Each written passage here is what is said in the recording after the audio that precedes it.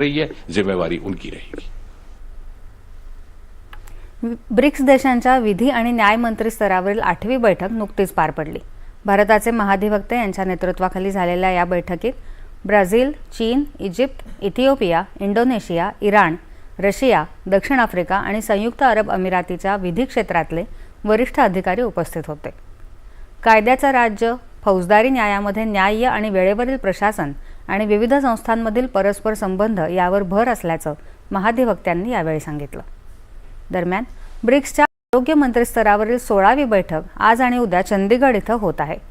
ब्रिक्सच्या होत असलेल्या या सर्व बैठकींचं अध्यक्षपद सध्या भारतानं भूषवलं आहे। यावेळी आरोग्य सुरक्षा, डिजिटल आरोग्य, मोठ्या आजारांकरता तयारी आणि दर्जात्मक आरोग्य सेवांकरता सर्वांना समान हक्क अशा विषयांवर चर्चा होणार आहे। केंद्रीय कृषी मंत्री शिवराज सिंग चौहान यांनी काल खरीप हंगाम